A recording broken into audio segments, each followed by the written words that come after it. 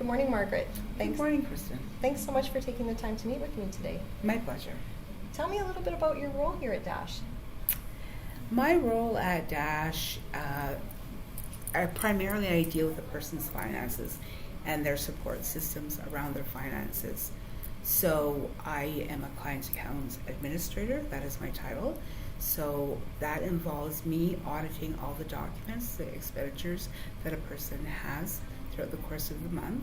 Okay. It also requires me to contact banks if staff support has changed.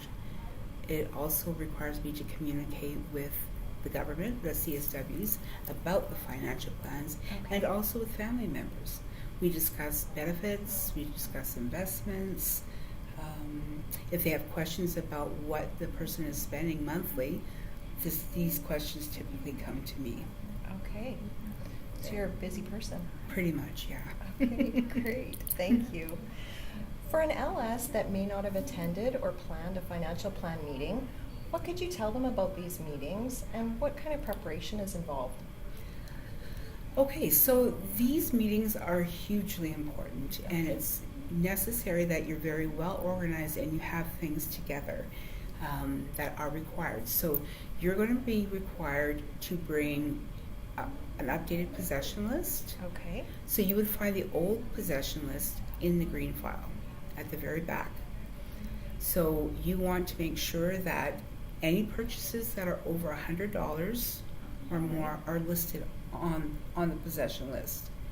If you have to discard an item, if it's broken, if they have an SDM or the PGT involvement, you must get approval before discarding that object. Okay, that's an important piece. Yes, absolutely. Yeah, it is. Okay, so that's the first part. You're also going to need to know bank account balances, and you're also going to know how much a person is spending monthly on the various budget lines. When I speak about budget lines, I'm speaking about, let's say, recreation, clothing, toiletries, Shaw cable, anything like that. Okay. So you'll have to have knowledge of that. You'll also have to have knowledge if they have any debt. Oh, okay. Okay. Yeah, and what could debts include? Debts include, let's say, if a purchase for a bed was made and it was put on the company credit card and the person needed to reimburse them but hadn't yet, that would be considered a debt. Oh, okay. Okay. Great. And that's factored into the budget in the overall because that will need to be paid down. All debt needs to be paid down as soon as possible. Okay. Okay. Thank you. You're welcome. Should an LS also review the previous financial plans? Yes, I would strongly recommend that. It's also good to review it periodically because in the financial plan, the person that we're supporting has identified their purchasing goals. Oh, okay. So you want to make sure that all the goals are being achieved if we can. And then you would inform your staff team as well. Let's say at a staff meeting, how are we working on these goals? How are things coming? Just so that we know that we're ensuring that the people that we support are getting the best quality care. Great. Okay. How could we involve the people that we support in these meetings? It's important for you to prepare the person that you're supporting involved in the meetings or just being out of their routine. Absolutely. Right. So, and if that's the case, that's fine. But can you please communicate that to me in an email? And then I will let the social worker know that the person was not present due to whatever factors were in place at the time. Okay? So if a person we're supporting isn't at their meeting, the location supervisor could meet with them later and just discuss and fill them in to what was discussed so they're aware. Yeah, and make sure that their goals, you really are discussing their goals.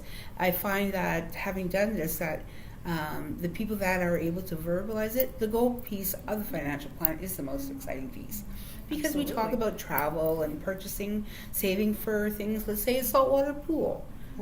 So yeah, there's it's a very joy-filled part of the plan. I've heard concerts are pretty popular too. Concerts are popular, yeah. All kinds of travel.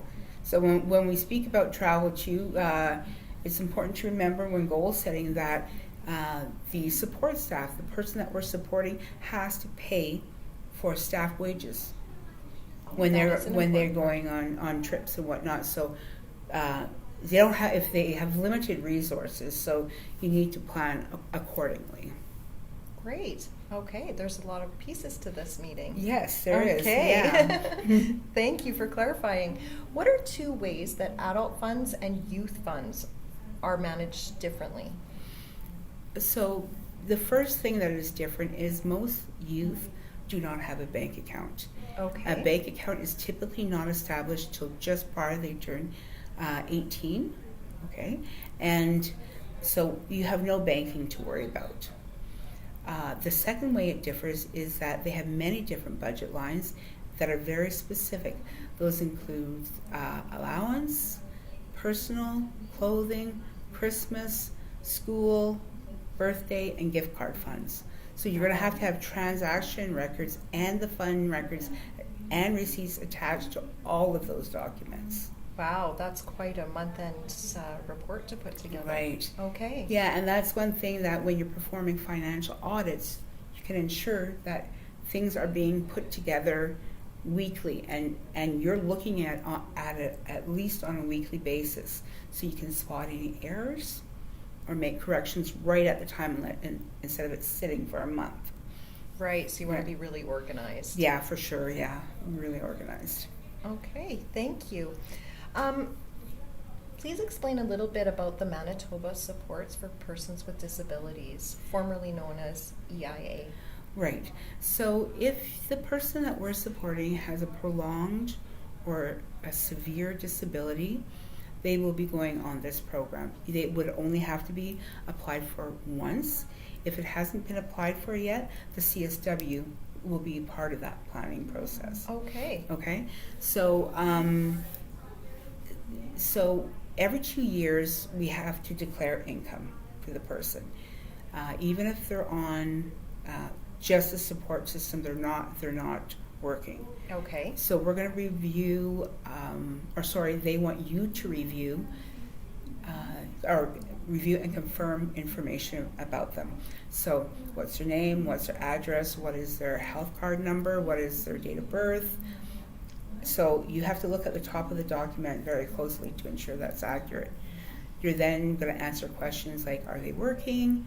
Do they have any assets such as cars or anything like that? Mm-hmm. Do they work full time? Do they receive any other income sources such as OAS or CPP? Okay. It wouldn't necessarily be OAS because once you turn 65, you're no longer eligible for the program. Oh, like the day okay. you turn 65, you're no longer eligible. So if your person is in that position, you need to apply 6 months prior to OAS. Okay. And for 6 months in CPP. advance. Okay. Yeah. All right. So that's something for our location supervisor to be aware of. Absolutely, yeah. Okay. All right. Thank you. That information that we just discussed is on the first page. The second page wants you to detail what the person's assets are. So you're going to disclose the amount that they have in their bank accounts. Okay. A good portion of the people that we support have investments. And so that includes RDSPs, TFSAs, disability trust funds, or any Henson trust that's out there. So a disability, like let's say you have a secondary savings account open for the person. All right. The person's income cannot be deposited into that account, the secondary account. Okay. Okay, that's just an investment, okay? So they're two separate accounts. They're two separate accounts. All right. So when you're reporting that secondary account, you need to entitle it, the disability trust account. It varies vastly from the regular account. $4,000 can be accessed for anything that's not medically related, but the major balance of the account is used to support the person in their disability. Okay. Typically it's withdrawn when they get a little bit older, because when you're off of the Manitoba Supports program, you don't have any medical coverage. So medical purchases are typically done with these accounts, or let's say if you have to travel for surgery, hotel stays, all that kind of thing can be accessed through the Disability Trust Fund. Great. Okay, so that's a great investment tool. Yes, it absolutely is. Yeah, and RDSPs, we'll go into further detail in the person's financial plan about RDSPs. Okay. And hence the trust and all that other kind of stuff, as it applies to the person that you're supporting. Great. Okay. Okay. Thank you. The people we support often have supported decision makers, or PGTs. What is their role in supporting people with their finances, and what information would a location supervisor share with them? So their role, essentially, they're acting on the person's behalf. They are considered to be that person. So let's talk about the areas of what their powers are. They only get granted certain authorities based on the person's ability. It's not a blanket authority. Okay. Okay. And how does that differ? Are there... It doesn't, the PGT is the same as the substitute decision maker, okay? Okay. So the difference between a substitute decision maker and the PGT is an appointed governmental body. When there's no family or friends that can assist the person, the government protects the individual by having the government appointed person. Great. Right. And so they are responsible for completing their income taxes, for investing. They report to Kaledo on an annual basis. They have to provide photocopies of all the expenditures, investments, whatever the person has on an annual basis. Okay. So your role in that is that you have to provide copies of all the documents to the SDM and to the PGT. Okay. So some SDMs, this is discussed in the financial plan, some SDMs want copies on a monthly basis, quarterly, annually, however they want it.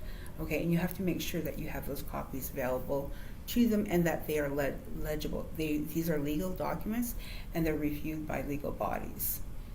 Okay? Okay. So, and that's noted in the financial plan how often they want them. It's also good for you if you know you have a person that you're supporting that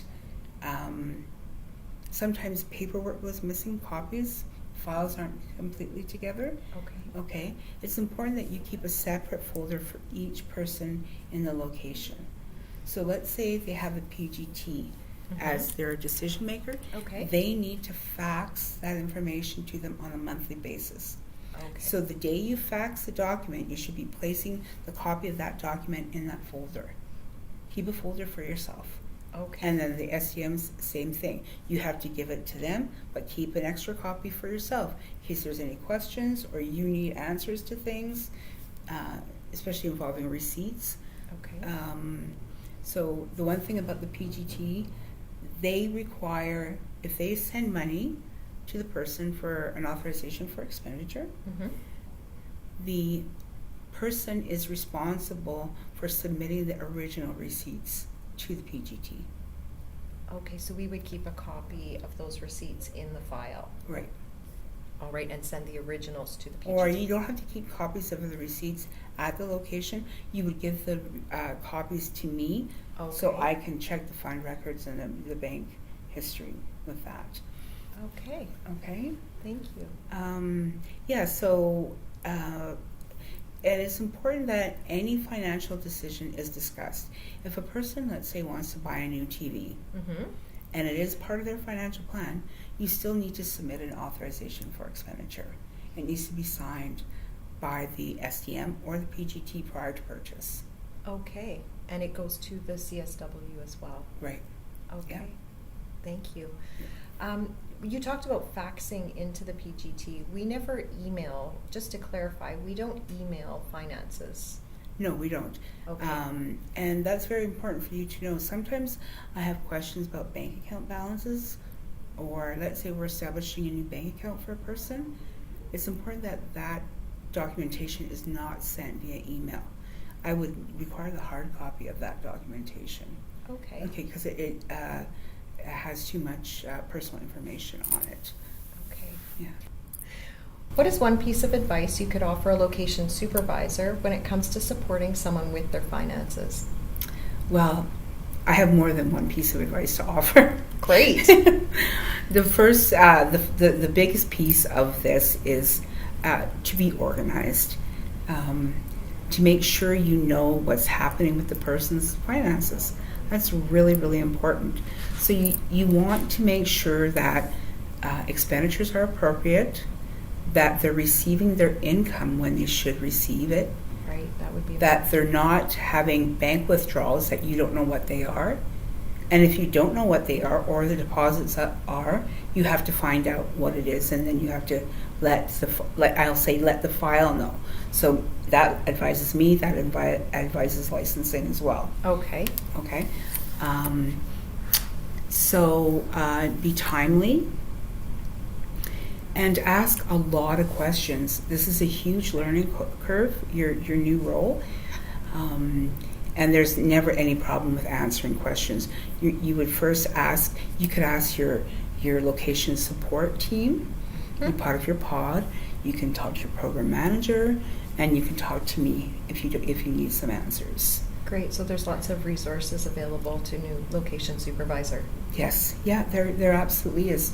And no question is a stupid question, so just always remember that. And take your time with doing it. And always use a calculator when you're doing your totals. Great, okay, thank you. Okay. Is there anything else you wanted to add this morning? No, just good luck and much success. I look forward to getting to know you all. Thanks a lot, Margaret. You're welcome. Have a great day. You too.